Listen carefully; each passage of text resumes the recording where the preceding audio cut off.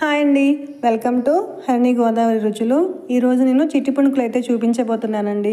అసలు మైదా అనేది వాడకుండా, కొంచెం కూడా సోడా ఉప్పు వేయకుండా చక్కగా పైన క్రిస్పీగా లోపల సాఫ్ట్గా ఆయిల్ తీసుకోకుండా ఈ పునుకులు అయితే చేసేసుకోవచ్చండి. ఈ పునుగులు వేసుకోవడం కోసం మినపప్పుని 4 గంటల సేపు నానబెట్టుకుని శుభ్రంగా కడిగేసుకుని ఇలా ఇడ్లీ పిండి మాదిరిగా చక్కగా మెత్తగా రుబ్బుకోవాలండి. నేనైతే ఇడ్లీకి రుబ్బుకునేటప్పుడే కొంచెం పిండి తీసుకుని విడిగా ఫ్రిడ్జ్లో పెట్టేసుకుంటానండి. ఇలా మెత్తగా రుబ్బి పెట్టుకున్న పిండిలో టేస్ట్కి సరిపోను సాల్ట్, అలాగే సన్నగా కట్ చేసి పెట్టుకున్న ఉల్లిపాయలు, పచ్చిమిరపకాయలు కూడా వేసేసుకుని దీని అయితే పక్కకు పెట్టేసుకుంటున్నానండి. ఇప్పుడు దీంట్లో కలుపుకోవడం కోసం 1 కప్పు బియ్యం పిండిని అయితే తీసుకుంటున్నానండి. ఈ పిండి మరీ మెత్తగా కాకుండా కొంచెం రవ్వలా ఉంటే కనుక పునుగులు అనేవి టేస్ట్ బాగుంటాయండి. చక్కగా క్రిస్పీగా ఉంటాయి, లోపల సాఫ్ట్గా ఉంటాయి. ఈ పిండిలోకి వాటర్ యాడ్ చేసుకుంటూ చక్కగా కొంచెం గట్టిగా ముద్దలా కట్టుకోవాలి. మరీ లూజ్గా కాకుండా గట్టిగా ముద్దలా చేసుకోవాలి. నేను ఎప్పుడు పిండి ఆడించుకున్నా సగం మెత్తగా, సగం ఇలా కొంచెం రవ్వలా ఆడించుకుంటానండి. ఇలా పునుగులు వేసేటప్పుడు ఇలా కొంచెం బరకగా ఉన్న పిండితోటి పునుగులు వేసుకున్నామనంటే కనుక చక్కగా క్రిస్పీగా వస్తాయండి. ఇప్పుడు ఈ ముద్దనైతే నేను మినపిండిలోకి వేసేసుకుంటున్నాను. చూసారు కదా, పిండి ముద్ద ఇలా గట్టిగా ఉండాలి, లేదంటే కనుక లూజ్ అయిపోతుంది. పునుగులు అనేవి ఆయిల్ తీసేసుకుంటాయండి పిండి లూజ్గా ఉంటే కనుక.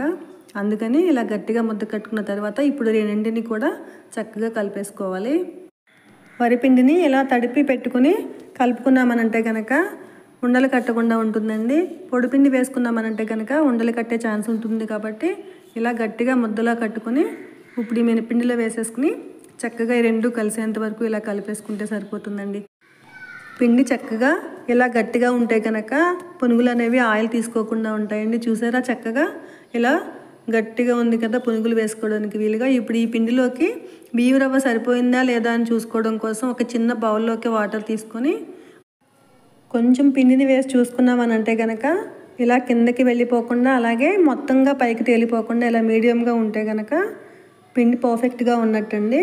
ఇప్పుడు దీన్ని పక్కన పెట్టేసుకుని స్టవ్ మీద ఇలా ఒక కడాయి పెట్టుకుని డీప్ ఫ్రైకి సరిపోను ఆయిల్ పోసుకొని నూనె వేడైన తర్వాత చక్కగా ఇలా చిన్న చిన్న పునుగుల్లా వేసుకుంటే కనుక సరిపోతుందండి. మంట మీడియం ఫ్లేమ్లో పెట్టుకుని వేపుకున్నామనంటే కనుక చక్కగా అన్నీ సమానంగా వేగుతాయి.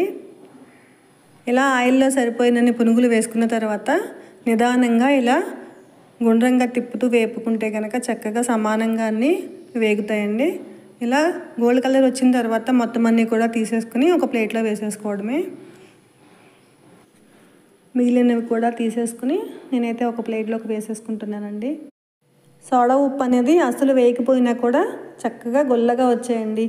ఆయిల్ పీల్చుకోకుండా, లోపల ముద్ద కట్టకుండా చక్కగా సాఫ్ట్గా టేస్టీగా ఉంటాయి ఈ పునుగులు. పిండి కలుపుకునేటప్పుడు మరీ లూజ్గా కాకుండా చక్కగా సమానంగా కలుపుకున్నామనంటే కనుక ఆయిల్ తీయకుండా ఇలా పర్ఫెక్ట్గా వచ్చేస్తాయండి.